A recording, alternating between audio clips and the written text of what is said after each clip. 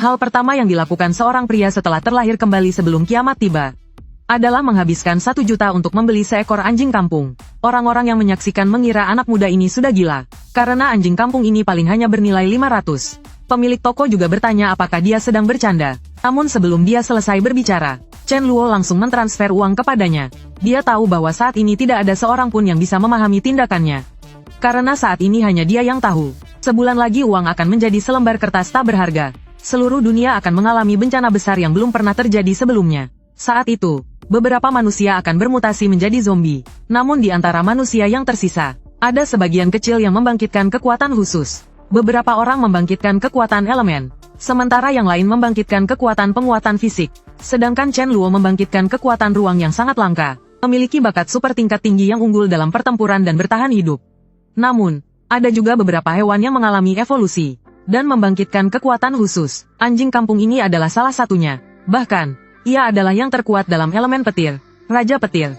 Satu-satunya hewan yang tidak terinfeksi di akhir zaman. Oleh karena itu, ia menjadi target incaran semua penyintas. Banyak orang menginginkan dagingnya, namun tanpa kecuali, mereka semua mati mengenaskan di bawah kekuatan petirnya. Kecuali Chen Luo, yang menggunakan teknik unik langkah kekosongan untuk menghabisinya, dan berhasil mendapatkan daging anjing tersebut. Kemampuan ini, berkali-kali membantunya melarikan diri dengan mudah dari kepungan zombie. Dengan kekuatan ruang yang dimilikinya, Chen Luo bisa dibilang bertahan hingga akhir zaman. Sayangnya, meskipun bertahan sampai akhir, dia baru menyadari bahwa dirinya telah melihat semua penyintas mati satu persatu. Pada akhirnya, seluruh dunia jatuh ke tangan zombie. Tidak ada satupun manusia yang tersisa. Merasa kesepian, dia akhirnya menggali lubang dan mengubur dirinya hidup-hidup. Namun, tak disangka setelah kematian, dia terlahir kembali ke sebelum kiamat terjadi. Meskipun semua kekuatannya telah menghilang, ruang kekuatan yang dia ciptakan di kehidupan sebelumnya masih ada, karena langit telah memberinya kesempatan kedua, serta kekuatan ruang yang bisa menghentikan aliran waktu. Chen Luo pun memutuskan untuk mulai menimbun persediaan, demi menghadapi kiamat yang akan datang. Dan sumber daya yang paling langka di akhir zaman adalah makanan. Tak lama kemudian, hidangan dari berbagai hotel yang dipesannya telah diantarkan. Saat ini, mereka sedang mengecek daftar pengiriman bersamanya. Tuan Chen, hidangan yang Anda pesan, termasuk kambing kukus, cakar beruang kukus, ekor rusa kukus, bebek panggang, ayam muda panggang, angsa panggang, babi rebus, bebek rebus, ayam bumbu, daging asap, masing-masing sebanyak 500 porsi.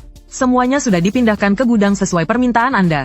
Setelah menerima daftar tersebut, Chen Luo mengucapkan terima kasih atas kerja keras mereka hari ini. Saya akan segera melunasi pembayaran kalian. Beberapa orang itu pun menghitung uang mereka, sambil tertawa mengejek betapa anehnya orang ini. Membeli begitu banyak makanan dan minuman. Bagaimana dia bisa menghabiskannya sendirian? Dengan cuaca sepanas ini, kalau tidak dimakan hari ini, besok pasti basi. Namun, menghadapi ejekan mereka, dia tidak peduli. Sebaliknya, dia segera menyimpan semua makanan itu ke dalam ruang kekuatan untuk menjaga kesegarannya. Namun pada saat itu, dia tiba-tiba menerima sebuah telepon. Terdengar suara marah dari seberang telepon. Chen Luo, dasar bocah sialan. Segera datang ke kantor sekarang juga. Aku ada urusan untuk dibicarakan denganmu. Setelah menutup telepon, senyum licik muncul di sudut bibir Chen Luo. Tak disangka dia mendapat kabar secepat ini. Tapi paman besar, kali ini aku tidak akan sebodoh dulu lagi. Tak lama kemudian, Chen Luo tiba di grup Chen. Saat itu, paman besar berteriak dengan marah. Kenapa kamu menjual 40% saham? Dengan harga murah 10 miliar? Urusan sebesar ini, kenapa kamu tidak berdiskusi denganku dulu? Apakah kamu masih menganggapku sebagai keluargamu? Kalau ada kesulitan, kenapa tidak bilang langsung padaku? Mendengar itu, Chen Luo hanya terdiam. Dalam hati, dia berpikir betapa hebatnya akting pamannya ini. Kalau bukan karena kehidupan sebelumnya anaknya, Chen Fei, mengakui sendiri. Aku pasti tidak akan percaya, bahwa dalang dibalik kematian orang tuaku ternyata adalah dia. Dan dia telah menyalahgunakan jabatannya untuk perlahan merebut saham yang ditinggalkan orang tuaku. Memikirkan hal ini, Chen Luo tersenyum dan berkata, aku tahu paman besar paling sayang padaku. Aku tidak punya kesulitan apapun. Hanya saja aku punya firasat. Harga daging babi akan meroket. Nanti bisa saja naik sampai 100 per kati. Sekarang aku pakai 10 miliar untuk menimbun daging babi. Nanti bisa berubah jadi 100 miliar. Ini bisnis yang pasti untung. Mendengar itu, paman besar langsung terkejut. Dan berkata dengan nada serius, apa kamu sudah gila? Bisnis tidak bisa dijalankan seperti ini. Bagaimana kalau begini saja, aku beli sahammu seharga 15 miliar. Namun, Chen Luo hanya tersenyum dan berkata, pembayarannya sudah lunas, paman besar.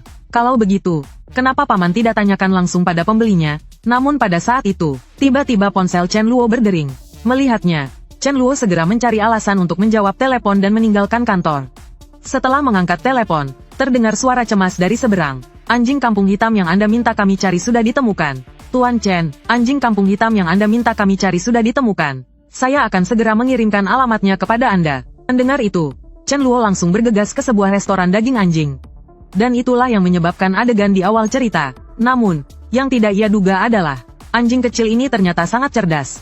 Mengetahui bahwa Chen Luo telah menyelamatkannya, dia langsung menggoyangkan ekornya dengan patuh ke arahnya. Hal itu membuat Chen Luo sangat gembira. Dalam hati, dia berpikir bahwa dia telah berhasil menjinakkan Raja Petir. Tak lama kemudian, dia membawa anjing itu masuk ke dalam Ferrarinya.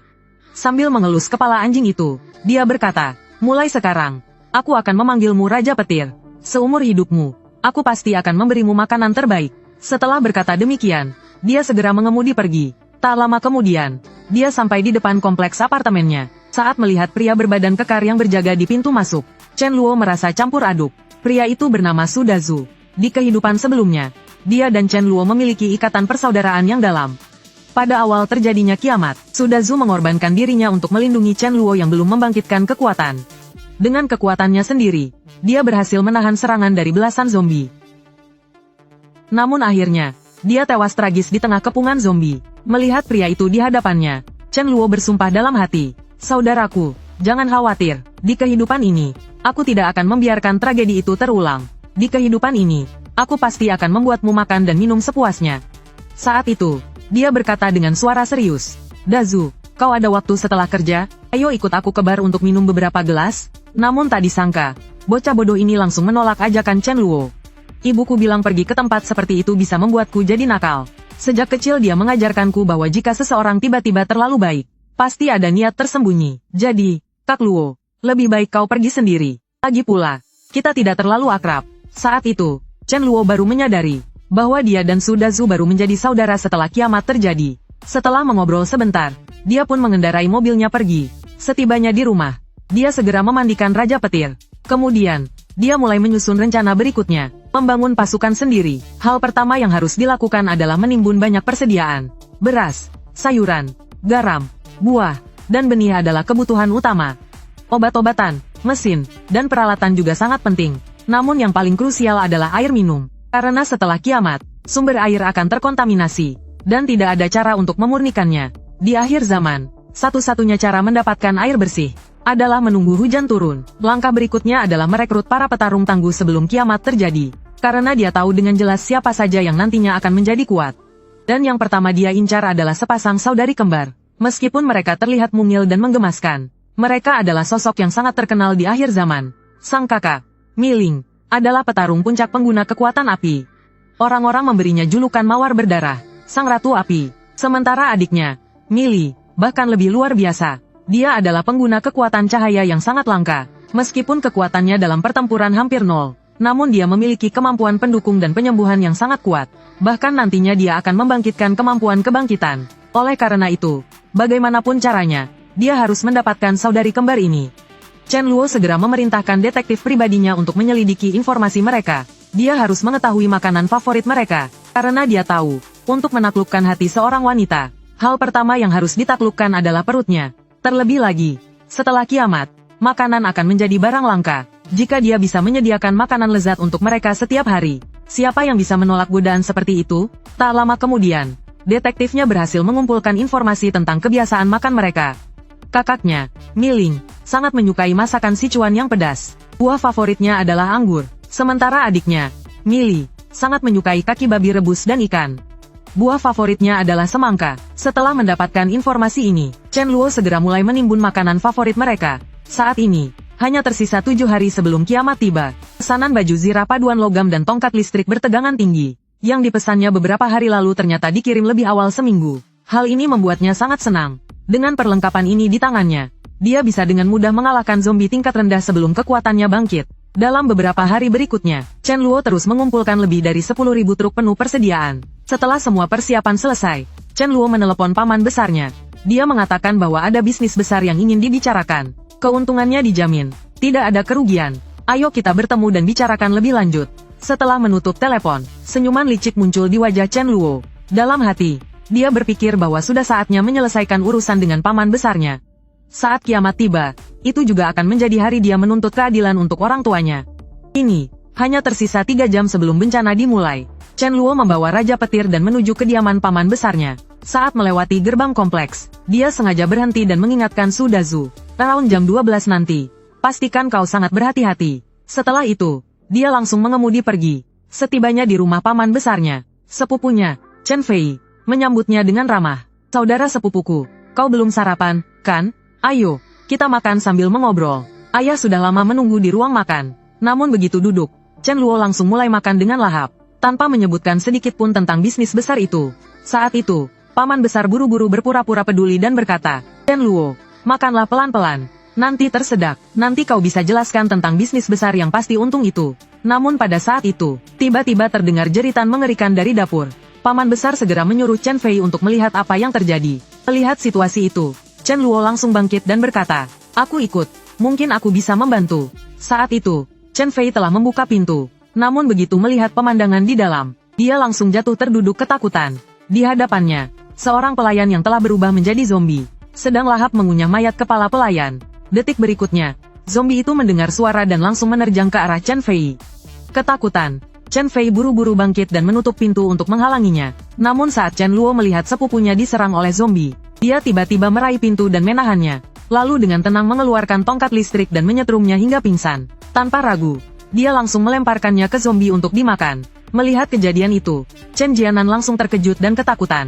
Dia berteriak, Chen Luo, dasar iblis, hari ini aku akan membunuhmu. Namun, sebelum dia selesai berbicara, Chen Luo langsung menyetrum-nya dengan tongkat listrik hingga jatuh terkapar di lantai. Saat itu, Chen Fei yang sedang dicabik oleh zombie, sedang memohon dengan putus asa agar Chen Luo menyelamatkannya. Namun, bukan hanya tidak menolongnya, Chen Luo justru menendang tangan Chen Fei yang berusaha menggapainya. Melihat sepupunya yang tubuhnya dicabik-cabik zombie hingga berlumuran darah, Chen Luo justru menyeringai dan berkata, adegan menyentuh seperti ini tidak boleh tanpa penonton. Setelah berkata demikian, Chen Luo menyetrum Chen Jianan yang tergeletak di samping.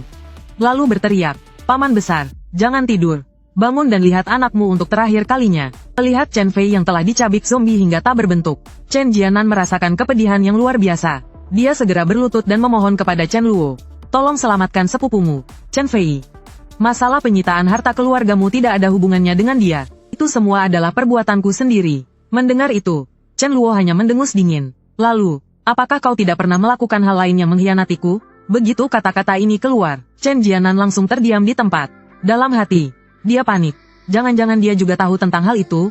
Melihat reaksinya, Chen Luo langsung menarik kerah bajunya dan berkata, sudahkah kau pikirkan bagaimana menjawabku? Sepupumu tidak akan bertahan lebih lama lagi. Menyadari bahwa bujukan tidak berhasil, Chen Jianan pun langsung berkata dengan marah, demi hubungan kita sebagai paman dan keponakan, jika kau menyelamatkannya sekarang, aku bisa menjamin bahwa aku tidak akan melaporkanmu ke polisi. Jika tidak, jangan salahkan aku jika aku berubah menjadi musuhmu. Namun, Chen Luo tetap tidak terpengaruh. Chen Jianan memaki Chen Luo sebagai binatang yang lebih rendah dari babi dan anjing. Namun sebelum dia selesai berbicara, Chen Luo langsung menamparnya dengan keras. Aku pikir yang benar-benar binatang itu adalah kau, bukan? Tahun itu, setelah kau bangkrut akibat kegagalan investasi, orang tuaku tidak hanya membantu melunasi seluruh hutangmu, tapi juga memberikanmu 15% saham grup Chen tanpa pamrih, membuatmu menjadi pemegang saham terbesar setelah ayahku. Lalu bagaimana kau membalas mereka? Merebut grup Chen dari ayahku sudah satu hal, tapi kau bahkan menyewa pembunuh untuk menyebabkan kecelakaan mobil yang membunuh mereka. Aku tidak salah menuduhmu, kan? Mendengar itu, Chen Jianan langsung berteriak, bagaimana kau tahu itu? Namun sebelum dia bisa berkata lebih banyak, Chen Luo langsung melemparkannya ke zombie di belakangnya. Suara jeritan memilukan pun terdengar, dan ayah serta anak itu akhirnya menemui ajalnya. Namun pada saat itu, zombie tiba-tiba berbalik dan menerjang ke arah Chen Luo. Namun tanpa disangka, ia malah menabrak tongkat listrik. Sekejap saja tubuhnya hangus terbakar akibat sengatan listrik. Namun, Chen Luo tidak berhenti di situ. Dengan satu gerakan cepat, dia menusukkan pisaunya ke dahi zombie itu. Karena dia tahu ada sesuatu yang berharga tersembunyi di dahi zombie. Detik berikutnya, Chen Luo mengambil sebuah kristal dari kepala zombie itu. Setelah kiamat terjadi, baik itu zombie maupun pengguna kekuatan, akan memiliki kristal yang terbentuk di dalam kepala mereka. Energi yang terkandung dalam kristal ini tidak hanya bisa mempercepat pemulihan pengguna kekuatan, tetapi juga dapat meningkatkan level mereka. Semakin besar kristal, semakin besar energi yang terkandung di dalamnya. Melihat ukuran kristal yang dia dapatkan dari zombie ini, Ternyata itu hanyalah kristal tingkat terendah. Setelah itu, dia bersiap untuk kembali ke mobil dan menjemput Raja Petir. Sekarang meninggalkannya sendirian di luar terlalu berbahaya. Namun, baru saja dia berjalan mendekat, Chen Luo melihat ada satu zombie yang sedang mengendap-endap di samping mobilnya. Detik berikutnya, zombie itu mengeluarkan taringnya dan menerjang ke arah Chen Luo. Namun, Chen Luo tidak panik sedikit pun. Dengan cepat, dia mengeluarkan tongkat listriknya dan langsung menyetrum zombie itu hingga berkilat-kilat. Setelah itu, dia mengambil kristal dari kepala zombie tersebut. Saat Raja Petir melihat tuannya mempertaruhkan nyawa untuk menyelamatkannya, ia langsung terharu hingga hampir menangis. Setelah itu, Chen Luo membawa Raja Petir kembali ke villa. Karena setelah kiamat terjadi, para penyintas bisa saja membangkitkan kekuatan mereka kapan saja. Dan jika saat itu mereka dikepung oleh zombie, maka tamatlah mereka. Jadi sebelum itu terjadi, menemukan tempat yang aman adalah prioritas utama. Setelah itu, Chen Luo bersantai sambil mengupas apel, sambil menunggu saat kebangkitannya tiba. Namun pada saat itu, Raja Petir tiba-tiba mulai menggonggong tanpa henti. Chen Luo menoleh, dan melihat sekeliling tubuh anjing itu dipenuhi oleh petir berwarna emas. Hal ini membuatnya langsung melompat dan bersembunyi di belakang sofa, karena dia tahu ini adalah tanda kebangkitan kekuatan. Jika dia tidak menjauh sekarang, bisa saja dia berubah menjadi arang akibat sengatan listrik. Tak lama kemudian, Raja Petir menyelesaikan kebangkitannya dan memperoleh kekuatan petir. Selain itu, kecerdasannya juga meningkat pesat. Hal ini membuat Chen Luo sangat iri, saat dia mengeluh bahwa sekarang dirinya bahkan lebih lemah dari seekor anjing. Tiba-tiba, rasa sakit yang menusuk menjalar ke seluruh tubuhnya. Tak lama kemudian, dia kehilangan kesadaran dan pingsan. Tidak tahu berapa lama waktu berlalu, dia akhirnya gemetar dan perlahan bangun dari lantai. Segera setelah itu, dia dengan penuh harapan mulai menguji kekuatannya. Saat itu, Chen Luo melambaikan tangannya, dan seketika kekuatan ruang terpancar dari telapak tangannya, langsung menembus dinding dan menciptakan sebuah lubang besar. Namun, Chen Luo tampak sangat kecewa, karena dengan tingkat kekuatannya saat ini, dia bahkan tidak bisa mengalahkan zombie tingkat terendah dalam sekejap. Jadi prioritas utama sekarang adalah menyerap sebanyak mungkin kristal untuk meningkatkan levelnya. Tingkat pengguna kekuatan biasanya dibagi menjadi level 1 hingga 10. Setelah mencapai level 10, mereka bisa menembus ke tingkat raja. Di kehidupan sebelumnya, Chen Luo dan Raja Petir sama-sama pengguna kekuatan tingkat raja. Namun setelah dia menyerap kristal dari Raja Petir, levelnya naik ke dimensi yang lebih tinggi. Sayangnya, setelah itu, Chen Luo tidak bisa menahan kesepian, dan akhirnya memilih mengakhiri hidupnya. Jadi, dalam kehidupan ini, dia tidak akan membiarkan tragedi itu terulang lagi. Kemudian, Chen Luo mulai melatih Raja Petir. Dia harus membiasakan diri dengan kekuatannya dulu, sebelum bisa diajak berburu zombie. Di bawah bimbingan Chen Luo, Raja Petir yang kecerdasannya telah berkembang pun cepat belajar, dan segera menguasai kekuatan petir yang baru saja dia bangkitkan. Setelah itu, Chen Luo mengenakan baju zirah logamnya, dan keluar dari villa bersama Raja Petir dengan penuh percaya diri. Ini adalah anjing kampung bernilai miliaran. Bahkan Pikachu pun terlihat lemah dibandingkan dengannya, karena dia telah membangkitkan kekuatan petir yang jauh lebih dahsyat daripada 100.000 volt. Meskipun serangan petirnya sangat kuat, namun saat pertama kali dia mencoba menyerang zombie dengan petirnya, serangannya malah meleset begitu saja. Hal ini membuat Raja Petir yang baru saja bangkit merasa sangat kecewa. Melihat itu, Chen Luo segera menghiburnya. Jangan berkecil hati. Untuk saat ini, cukup tarik perhatian dua zombie itu. Mendengar itu, Raja Petir segera berlari dan mengalihkan perhatian para zombie. Sementara itu, Chen Luo masuk ke sebuah supermarket besar di dekatnya. Dia langsung membuka ruang kekuatannya, dan mulai mengumpulkan persediaan dengan gila-gilaan. Aksi belanja gratis ini tidak hanya memberinya banyak makanan, tapi juga secara tak terduga mendapatkan 7 kristal. Setelah puas dengan hasilnya, dia keluar dari supermarket. Namun dia melihat Raja Petir masih sibuk berlari menghindari zombie. Meskipun anjing ini nantinya akan menjadi legenda sebagai Raja Petir yang ditakuti, saat ini dia masih belum mampu menghadapi banyak zombie sendirian. Chen Luo segera bergabung dalam pertempuran. Setelah menyelesaikan kelompok zombie ini, Chen Luo membawa Raja Petir menuju sebuah gudang penyimpanan dingin besar di dekatnya.